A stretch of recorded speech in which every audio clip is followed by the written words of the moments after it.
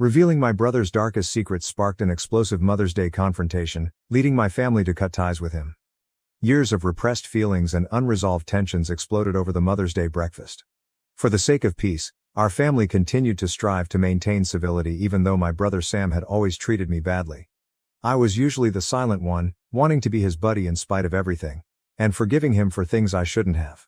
For a long time I let him treat me whatever he pleased since I had no idea what a true sibling relationship should feel like when I was growing up.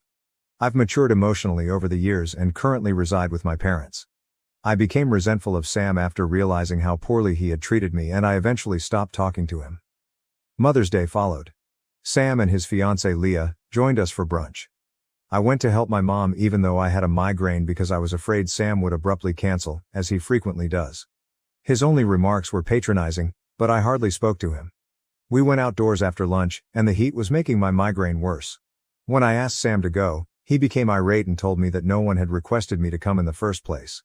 The anxiety increased even after my mother swiftly defended me. I finally had enough.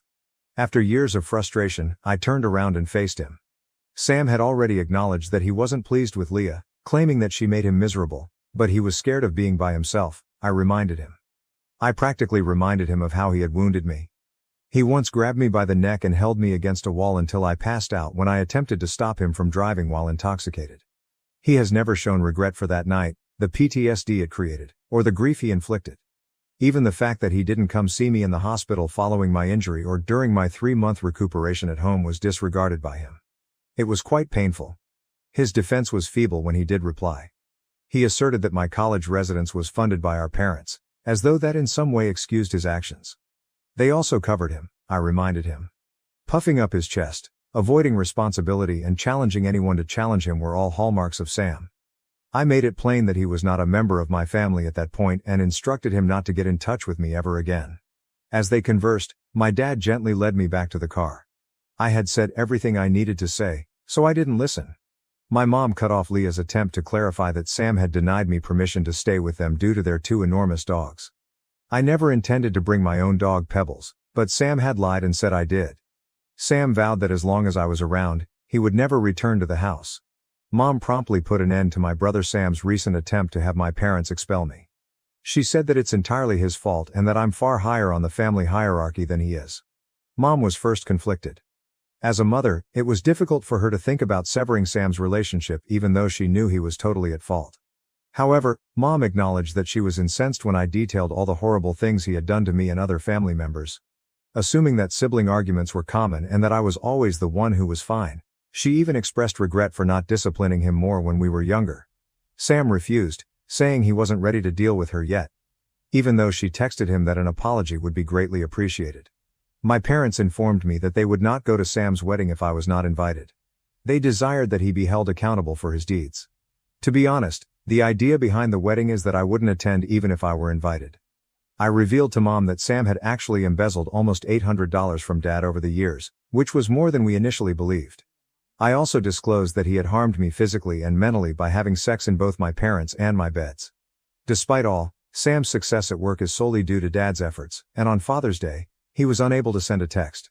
He became upset when Mom reminded him, saying it ruined his day. That really got us going. We became aware of how badly Sam had fouled things up as we vented. Both Sam and Leah, his fiancée, don't have many friends. She is angry that their grandmother won't give Leah's child all of her attention, so she doesn't talk to either her mother or her sister. Given that I enjoy organizing things, they most likely expected me to assist in planning their wedding, baby shower and other events. Now that Sam would make me dog sit without my consent, I don't know who will assist her. Years ago Leah made offensive remarks regarding babysitting, saying that Mom wouldn't want strangers watching her kids.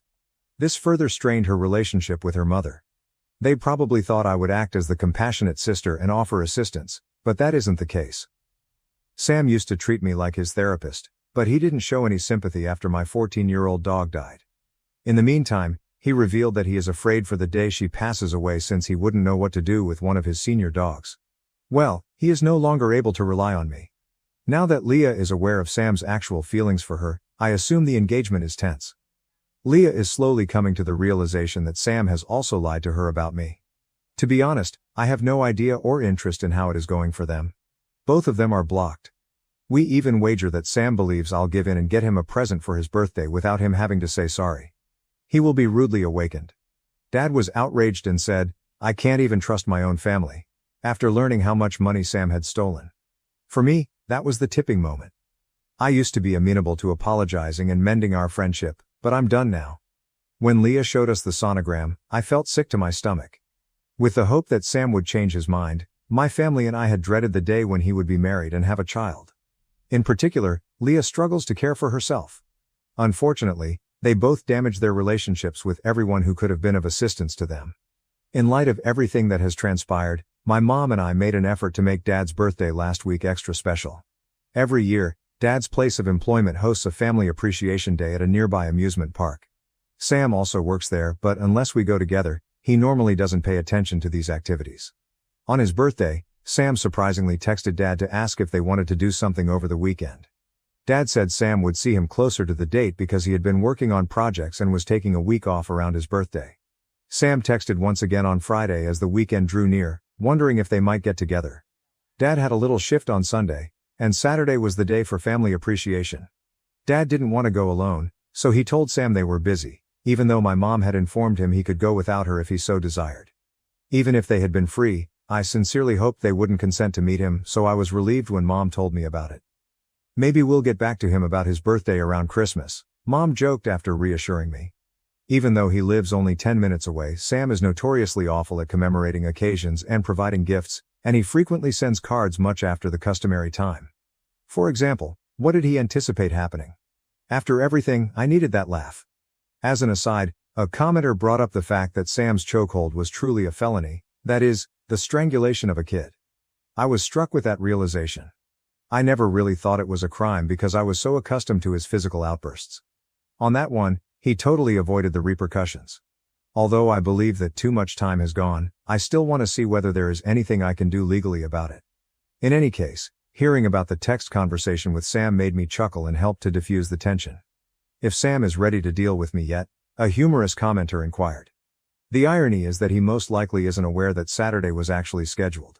Since he and Dad share a workplace, Dad might easily learn about Sam's schedule, including that Sunday duty. In any case, Sam will believe that my parents are ignoring him on my behalf and come to the realization that they are not forgiving of him so easily. He might genuinely comprehend the repercussions for the first time. Recently, I had another unsettling thought. What does Sam's violent conduct signify for my future niece or nephew if it hasn't changed? Even after 15 years, the trauma still affects me. Sam has a history of losing control under pressure, getting lethargic, and drinking more. I'm also concerned for their child because Leah can hardly take care of herself. Sam probably wants me to be sympathetic and take on the role of caregiver. But even if I wanted to, I honestly don't know if I could handle that legally. Given how much time has gone by, anxiety makes me question whether the authorities would even consider me seriously. We showed up unannounced, which actually means we came twice a year, both times when we had car issues nearby, as Leah has complained about. Her family, meanwhile, frequently visits without any problems. Leah isn't very important to any of us anyway.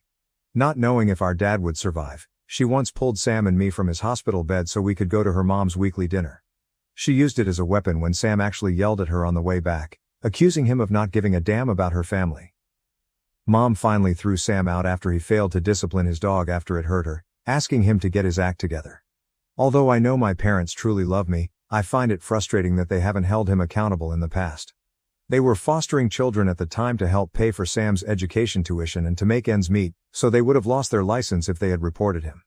By that point, Sam was only home during breaks, and fortunately, there were no other children there. Regarding childcare, I no longer have any sympathy for Sam or Leah.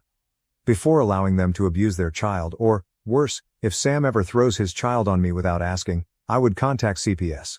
I no longer consider them family. Let's move on to the next family matter, my brother's wedding. Because of his controlling mother-in-law, there were no children.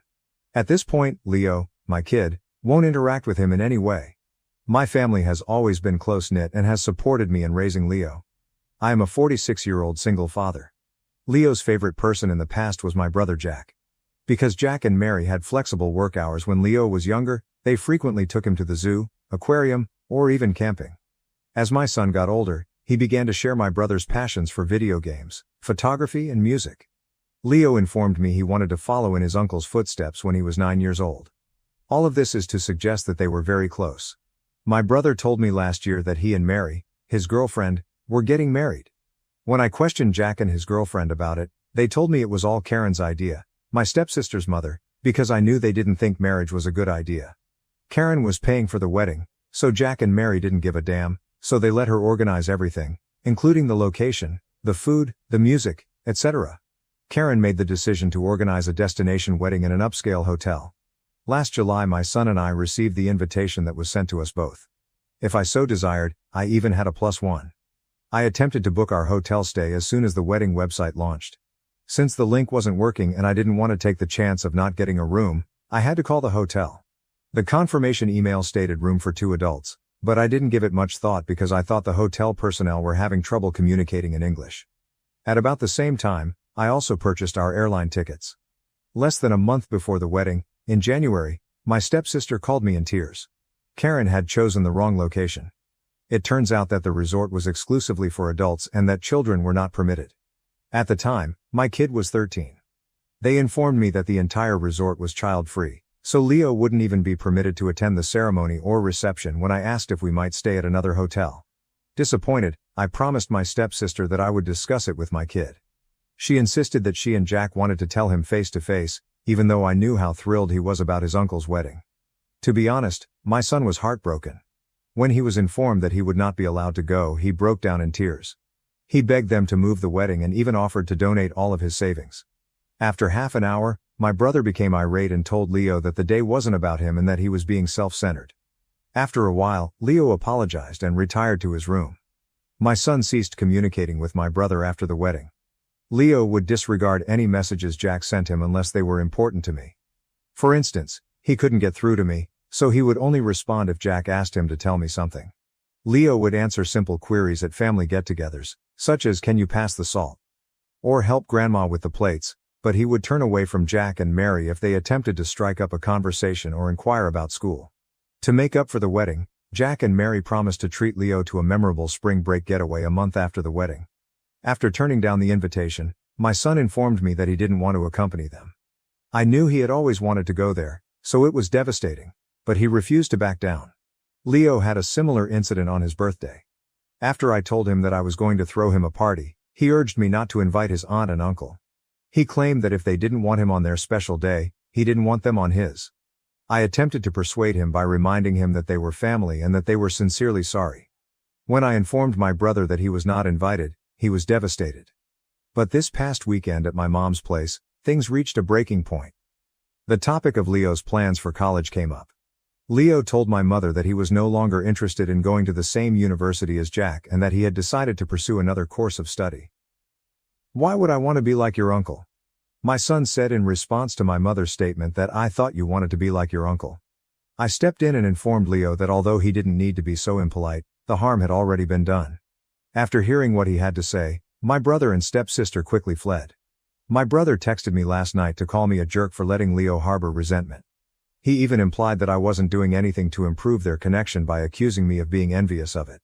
I explained to him that these were the results of his behavior and that he was solely responsible for letting his future mother-in-law organize the wedding when she obviously didn't take my child into account.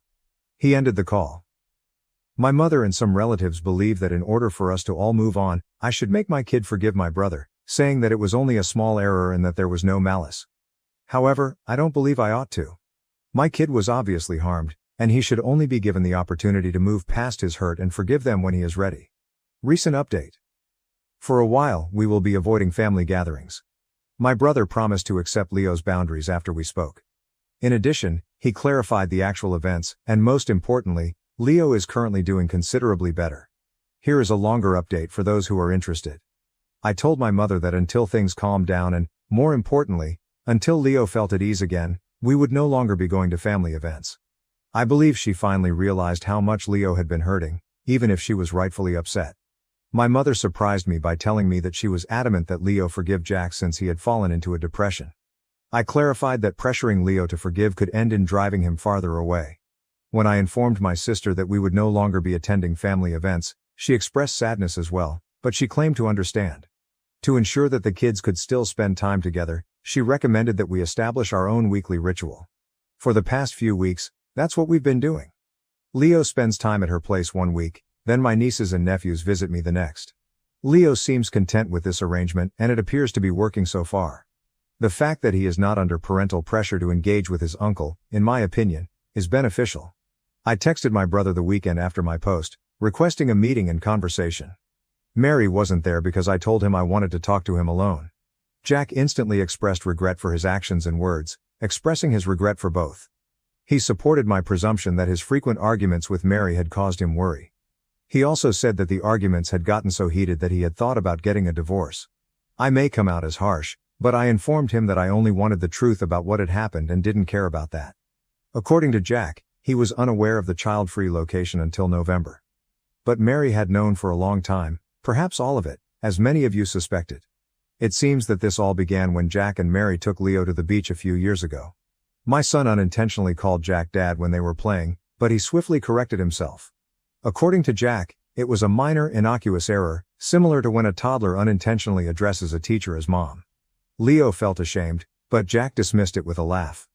The problem was that Leo had been overheard by Jack's stepmother, Karen, and her husband Phil, who had accompanied them on that trip. Karen lost out when they got back from their vacation, saying she was triggered by a random kid calling Jack Dad, especially since she knew Mary couldn't have kids. Karen became very poisonous and aggressive toward Mary, demanding among other things, that Leo not be welcomed over when she visited, despite Mary's attempts to clarify that it was only a misunderstanding. At first, Jack and Mary only intended to elope without a celebration when they made the decision to get married. However, Mary was tricked by Karen into allowing her to organize the ideal wedding for her only daughter. Mary gave in because she wanted to maintain harmony and was worn out after years of emotional manipulation. Karen deliberately selected the child-free location and took control of the wedding preparations. Mary found out after the place was reserved, but Karen played the victim when she attempted to protest. According to Mary, she tried to work out a deal with the resort, requesting an exception so the kids could stay at a separate hotel and yet attend the ceremony and reception, but the manager was adamant about the rules. Mary became more and more nervous as the wedding date drew near, and in November she told Jack the truth. My brother claims that Mary's emotional outburst was caused by her mother's persistent bullying and manipulation.